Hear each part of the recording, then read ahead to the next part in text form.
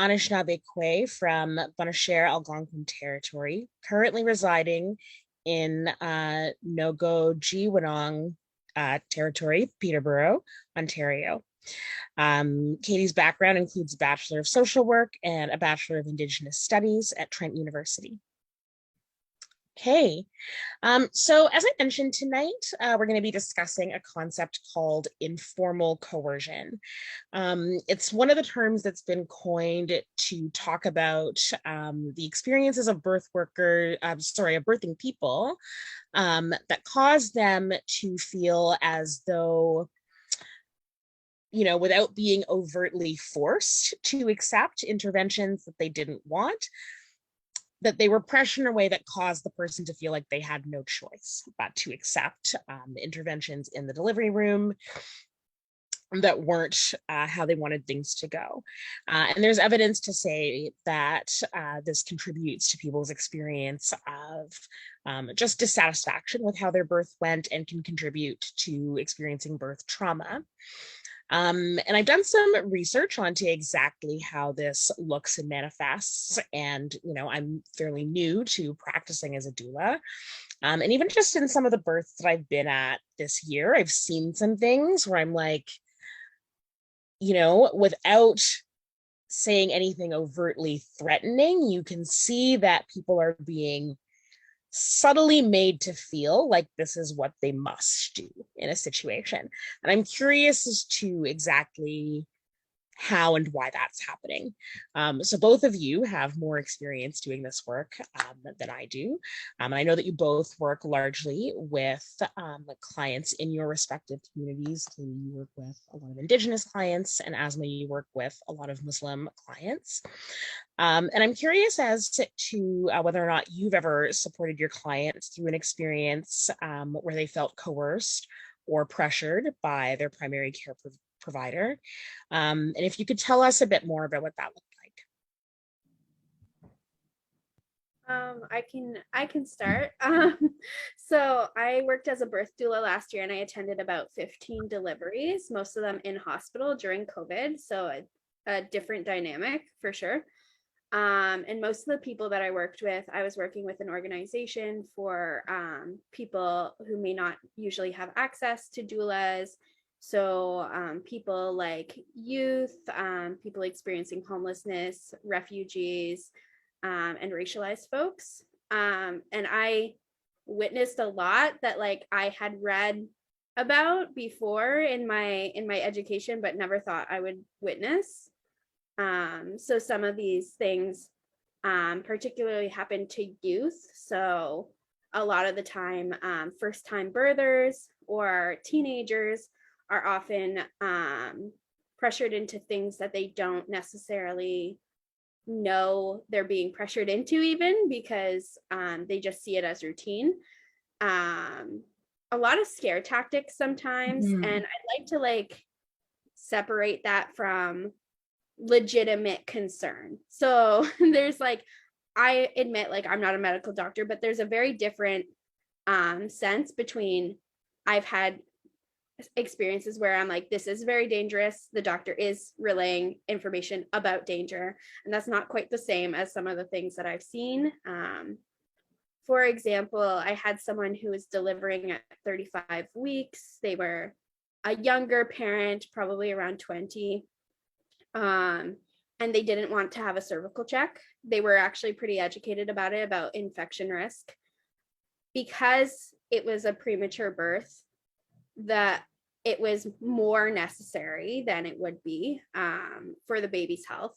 But the doctor didn't even really take time to explain this to the person.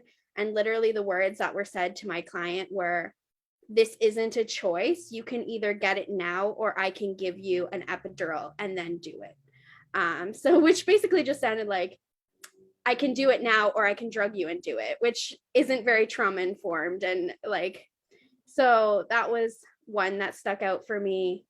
A lot of the time too, people that are at high risk of apprehension are being led to disclose to social workers things just because social work is presented in the light of these people are here to help you. So people who are experiencing poverty might be offered a social worker to get resources and funding. And then all of a sudden it might slip that their partner is a domestic abuser. And suddenly this becomes an open child apprehension case, right? Which, not saying a child should be in domestic violence, but also it's a little bit victim blamey to have to disclose that to someone you trust and then have your child apprehended. Like, there's other ways of dealing with that, right? Yeah, so those are a few that come to mind. The biggest one that I told you folks about before was just like dealing with someone who was a refugee from overseas that didn't speak any English, and her being offered a tubal ligation in English in like forms that were English. Like there were no translators because the language was just so small from that area that Google Translate, like nothing that we would normally use was available. Luckily, like, she did have a doula, that was me, and like her husband and her had said in a few broken words before that they had wanted to try for a girl next time. So I was like, she was saying yes because she thought they were trying to do something that was like necessary and like for the procedure. And like, I just can't imagine if like someone wasn't there, like she would have ended up getting that procedure. And luckily, like later on, in the weird off chance, there was one resident doctor who spoke the language and was able to come in and explain everything to her. And that's when she was like, no, no, no. But like before that, like the time before a C-section can be very short, as both of you probably know. Like a lot of the time it's like, this is happening, sign these forms, get in there. So like that's not a lot of time to make like a decision about something so life-changing as that. Yeah, that's my experience. There's many other stories, but those are a few that come to mind. Yeah, and thank you those are very poignant examples, Katie. Yeah, in my view, nobody should ever be off, like you should never be having the conversation about a tubal ligation for the first time as somebody's being taken into a C-section. And like when you add to that, there's a language barrier too, just wild. Anyway, Asma, I would love to hear your thoughts. Yeah, and I would reiterate some of the points that Kayt made, that it is more common than we think, and informal coercion is still coercion, whether it's, done subtly or outwardly. In my experience, what I've seen is that, there are snippets of it throughout the process. So say, for instance, I had a VBAC client, or a client who was really hoping for a VBAC, and it was a classic bait and switch sort of a scenario where she was given all of the yeses needed to get her under this care provider's care. And then as her estimated due date came closer, it was like a big no-no, like, we're going to schedule your C-section now. And so it really caught her off guard, and she was like, what is going on? Like, this is not what the plan was. And that's when all of the fear tactics started to come in, where, there's this XYZ risk of uterine rupture, or, once a C-section, you've had a C-section already, it's really, really dangerous to have another one. And there was this just in case kind of a conversation. And that really was one of the first instances, or not the first instance with this client, but one of the more poignant instances where it was like so obvious that this particular care provider really wanted her to have a C-section and was pressuring her to have a C-section, and not really giving her the room to have or make that informed decision or have discussions about what is right for her. Similarly, there was a scenario where, another client of mine was a trauma survivor and did not want cervical exams at all. She's clearly in active labor. She's with me, and this was during COVID, so nobody else was allowed in. I was her one support person. And she wasn't allowed into the triage if she wasn't going to, agree to having a cervical exam. She's literally standing outside the triage and she's saying, I've gone through XYZ and I don't want to have a cervical exam. And the nurse is essentially like, this is what we will do. This is what the policy is. This is, if you're not going to agree to it, then we'll have to. So I asked them, like, what would you do? If she's saying no, clearly she's saying no, what is the next step? And she's like, you're welcome to leave. And I turned to her and I'm like, they're not allowed to say that. They can't turn you away. So don't worry about that. And, we kind of I had to call people up and, threaten them back with, calling lawyers and things like that.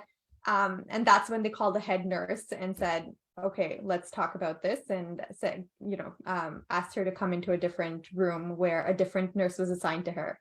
And the funniest thing about this is that when I was speaking to the head nurse and I talked to her and I was like, how is this okay? When this is a person who's claiming that they've had past trauma, how is this in any way, shape, or form trauma-informed care? And she's like, well, this nurse that you were dealing with is one of our most trauma-informed nurses. And that just literally made me laugh. Like, I was like, do you understand what that term means? You know what I mean? So that was like something that has stayed with me to this day, where she was also offered an epidural very, very early on. So it was like, oh, you either, if it's so uncomfortable for you, we could give you an epidural. It was really nicely put. So it wasn't like, the example that Kayt gave, but it was really sweetly put to her. It's like, oh, we understand that this is a very delicate procedure for you. You can have an epidural and then we can do a cervical exam, as if that makes it okay. And there are, of course, a whole lot more examples like this. Well, thank you, Asma. Those are, again, very poignant examples. There's so much to unpack in everything that you've just relayed. I'm struck by the lack of evidence base to Yes. some of the pressure, right? Like, so, VBAC is definitely one of the instances that I saw this year that caused me to want to talk about this topic. Because there's just a lot of the discussions that we see amongst our members at Doula Canada are about like a lot of pressure to just go right to C-section and like not even try to get a vaginal delivery. But there are so many benefits to avoiding additional major abdominal surgery, and so much evidence to suggest that it's like most of the time, like it is certainly, there are not contraindications to at least trying to get a vaginal delivery. There's more controversy as to whether or not people should be trying for VBACs outside of the hospital. There's lots of evidence to say that like you should be supported to at least try in the hospital, and yet this is what people experience. And same thing with the cervical checks. Like there's lots of evidence to suggest that there's really no harm in foregoing them, and they're of questionable benefit and there are risks. So people can make an informed choice not to have them. So it's just intriguing to me that people are being pressured in these ways that are clearly just about traditions in these institutions and not really about the evidence. But anyway, that's just one observation that I have from what you've both just shared. I think those examples are powerful and really speak for themselves. I know that you both work, Katie, you've described a bit the population of birthers that you work with. I'm curious as to whether or not you think that there, or in your experience, there are social or cultural elements that make your clients more vulnerable to coercion. And if so, what are your strategies for unpacking that and disrupting that in the situation? I think I have so many like ping pong balls in my head after Asma was talking. But the one thing, like, just before I get into that question is just like, and this is nothing, like, not a war against doctors or medical care, but the amount of disdain I see for education is just unbelievable. Like, I can sometimes gently just be like, okay, so this is the procedure they're offering and this is what it'll be, and it's optional. And the moment that I say it's optional, like there's like a million like dirty looks coming my way a lot of the time, because a lot of the time they're banking on not having an education about birth. And it makes the medical model a lot smoother if things just go A, B, C, D, E, F, G, and there's nobody questioning along the way. And that's what I see a lot of the time. One of the biggest barriers, I think, now with the births I attended, I mostly attended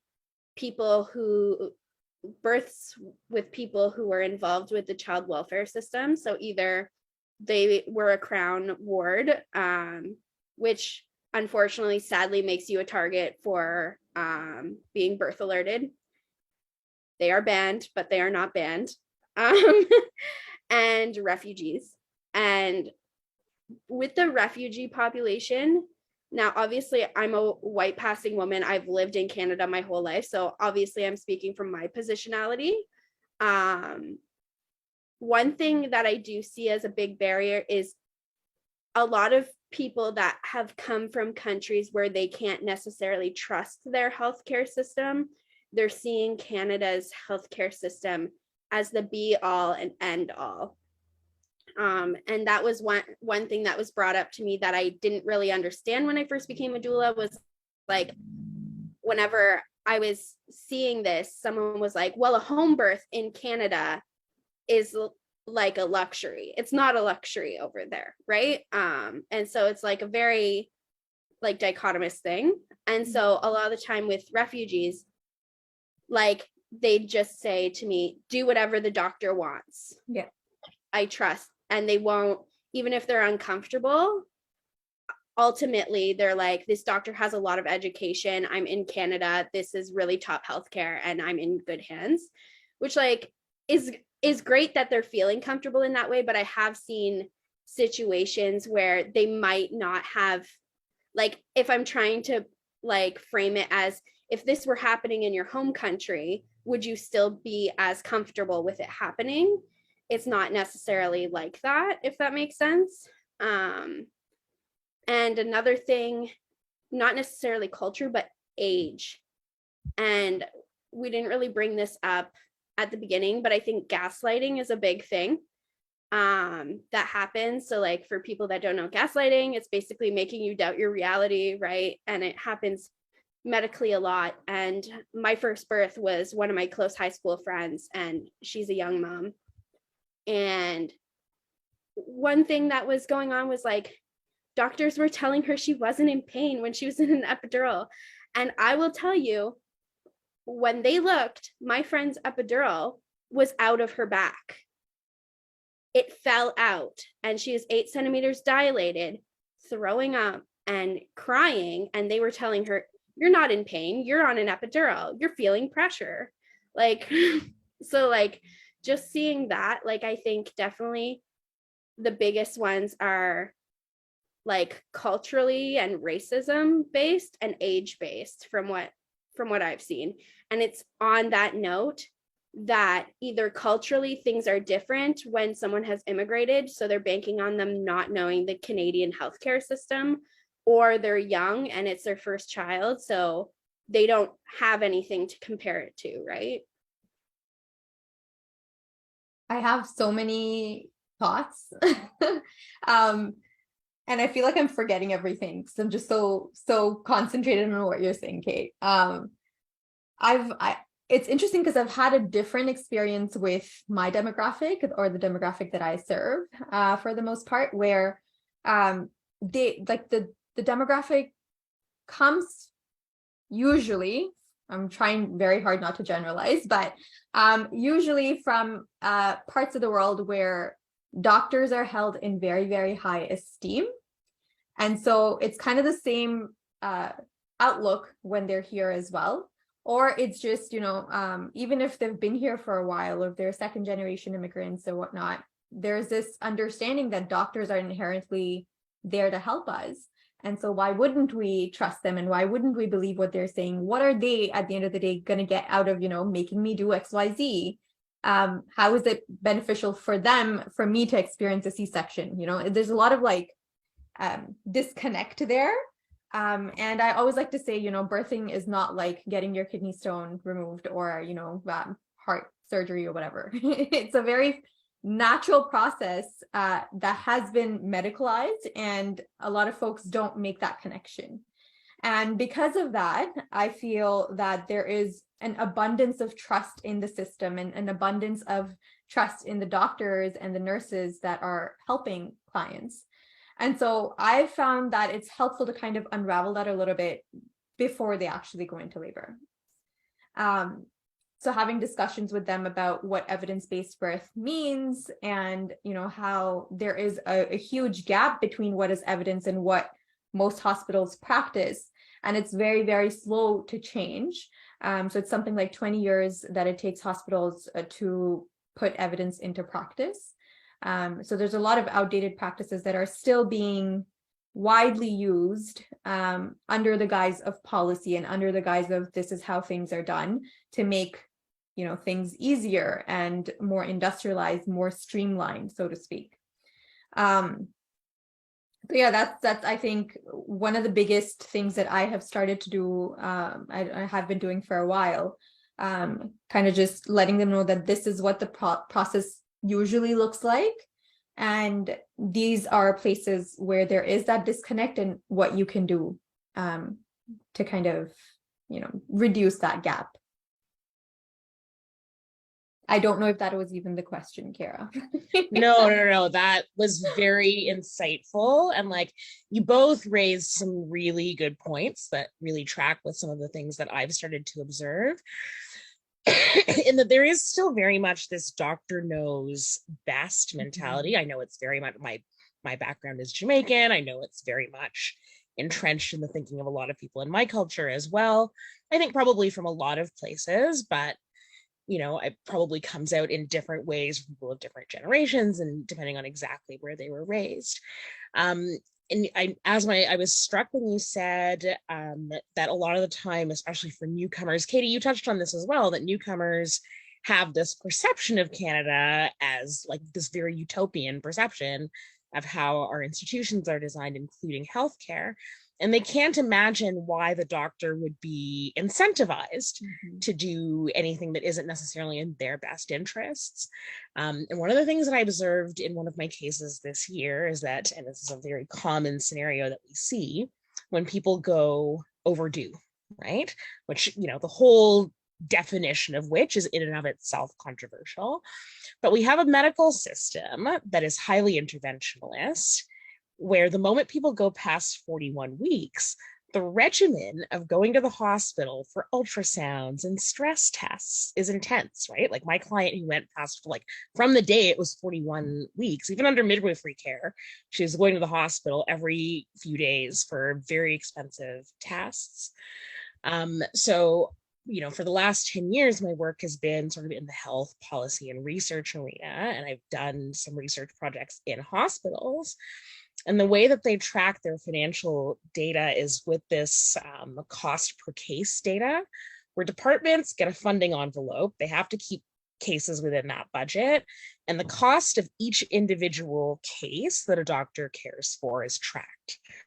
There's a range that's considered the appropriate range for this case. And then if cases go over budget. And if you as a physician have a lot of cases that were on your roster went over budget, the hospital can know that. And if your department starts to go over budget outside the scope of your funding envelope, that has consequences for your whole team based on how hospital funding is structured. So there is actually a very strong incentive to push people to move to an induction at 41 weeks and avoid all of the very rigorous testing that happens after that point. There's a very, very clear incentive for physicians to want to do that, but there's no way the average user of the healthcare system would actually be able to connect all of those dots as to why there starts. Yeah. How would you know that, right? So, there's a pretty elaborate process that causes me to know that in terms of a specific master's degree and specific regard. So when I look at some of the pressure that started, because they really laid it on thick with one of my clients this year when she went overdue, and a lot of gloom and doom stories that again, don't really track with the evidence around what we know about all of the vagueness that can happen with exactly when people conceived and exactly when the baby is due, right? Like there's growing evidence that we should be talking about due ranges, not due dates. So yeah, I think that what you both talked about, the importance of some of the education we provide beforehand, just in terms of even helping people to understand these things about the system, is so valuable, because then they have context as to why there would be so much pressure, even though we have very good reason to believe that that might not really be about what is most healthful for birther and baby. And in light, I just Yeah. wanted to say, like, in light of like Yeah. gray areas, because like as much as like I am a doula that also believes like birth isn't an emergency, and a lot of things that do go wrong happen because of interventions, I do want to make light that for some people birth is an emergency. Like I've experienced some pretty traumatic births from like people who've had certain chronic health conditions and stuff, so I can really appreciate why a lot of clients would feel scared, especially if they have like a disability or something. But that the fact that a lot of the information out there is happening at the quote unquote healthy births, and a lot of these things do like impact the way things go. The one thing with the overdue is so tricky, because I've seen overdue things happen where like everything goes fine, and I have seen meconium births that were really traumatic, right? So it's such a divided issue. But with the inductions, like there is a very clear like with inductions, not to scare anybody out of an induction, but with inductions, like I would say the majority of inductions I've gone to have been a lot more problematic than like natural labors. But I just wanted to put that out there, because yeah, I can see both sides of things, but definitely like I can empathize why some service users feel that way. I totally appreciate where you're coming from. Except I feel like, when these are instances of exceptions, but when we make the exceptions the norm, we are disrupting physiology, and that's where I feel we need to take a step back and really take a look at why is it that so many birthing people are coming out of these experiences traumatized, because that definitely does not sound like normal in any way, shape, or form. Regardless of what your situation is, if you are going through a process feeling respected, feeling like you have all of the information to make informed choices, feeling like you've been heard, there's no reason why, regardless of what outcome it is, you don't come out of it, not being, there's no, okay, I've lost my train of thought. There's no reason why you wouldn't come out of a scenario intact, so to speak, right? And I think that's where we really need to kind of take a critical look at the system as it is right now, and ask some questions and make some strides towards change. I also wanted to talk about big babies, because that's one of the things, and all of these things kind of go hand in hand, like due dates and inductions and big babies and all of that. But at the crux of it, it is lack of evidence, or it is using evidence in a skewed manner. Sometimes they quote studies that are not necessarily quoted right. So with regards to like going beyond your estimated due date, right? And what is the rate of stillbirth at 40 weeks versus 41 weeks? You're looking at absolute versus relative risk, and then showing your clients, you as in the OBs are showing your clients a skewed picture of what the actual risk is. And that in itself is coercion.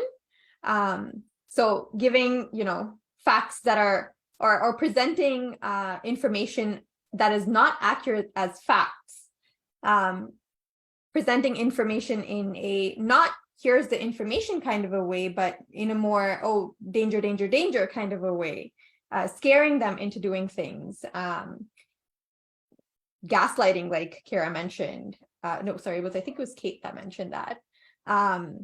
Yeah, all of these things would definitely count as informal ways of coercion, even if they're, and I also feel like, wow, I feel like I'm rambling because there's so many things that I'm like, let's just talk about everything all at once. But there's definitely coercion that takes place prenatally. There's coercion that takes place during the birth as well. And I feel like, there's levels and degrees of that as well. And it impacts how a person experiences their birth as well, based on where they're experiencing those coercion tactics.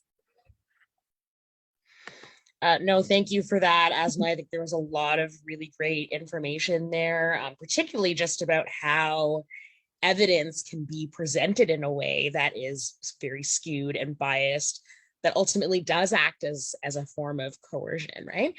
And in terms of this, as we talk, one of the things that I'm left sitting with that I'll need to reflect on is exactly where does this line that we're creating with this term informal coercion lie? Like, many of the examples you guys have provided just sound straight up coercive, right? So like, I'm wondering where there's even a distinction, because ultimately the things that we're describing aren't right. And I agree with you. There's a time and a place for C-sections.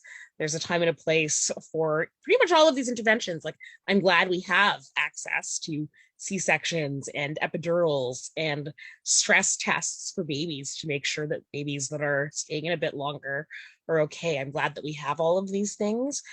And I think that there's a way for the person who is going through this intense experience to engage with those resources in a way they actually feel that they're participating in their care and it's respectful. I think we see that often that's not how these interactions are happening. And thank you. I think you've also both shared a lot about your strategies for really working, like, it sounds like, you both described situations where I really wonder what would have happened to this person had you guys not been there. Katie, your client, that could have been a forced sterilization story. We've been seeing that in the news. Asma, you described the situation with this person could have been horribly traumatized by the medical system with unnecessary cervical checks if you hadn't been there to advocate. So it's really hitting home for me just how important the support that we provide is in people's lives. These are game changer interactions that you guys have described, and I thank you. I feel like it's also sorry, just like last comment. No, go for it. Yeah, please. It's kind of sad to me that we have to be there and be these barriers almost to obstetric violence and coercion. Mm-hmm. Why is it that, like, why is it happening? Why can't our clients be comfortable in knowing that they are going to be receiving appropriate, respectful care? I agree with you, Asma. I just want to add to, like, final note is just like, I've noticed a little bit of like a war on doulas, which is like a common thing that's been around for a while, of just like, oh, the doula is going to come in here and fight everyone, or the doula is going to tell you this crunchy advice that, like, hell yeah, I am.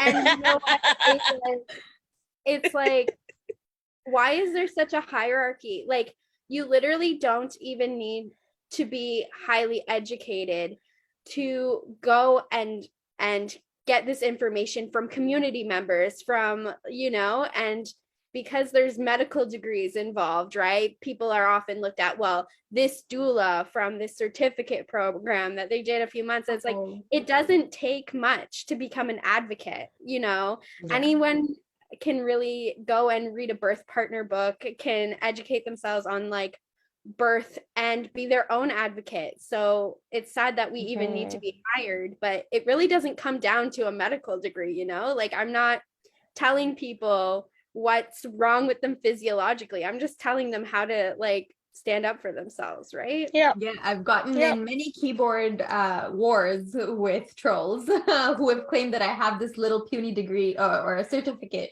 and how dare I challenge medical professionals who have been doing this work for XYZ number of years, et cetera, et cetera. But we do have to face the reality that they're trained from a risk management perspective, and they're operating from their worst last experience, and they see a lot. So sometimes they see a lot of things that they create themselves. The scenarios that come out of the medical model. Okay, well, thank you both so much for being part of this discussion. This was fantastic. I have a lot to reflect on and have learned a great deal. And this is our last episode of Just Birth for 2022. So stay tuned. We're going to continue these discussions in the new year because clearly there is still so much to say about how we can create more just birthing experiences in our communities. All right, have a great evening, everyone.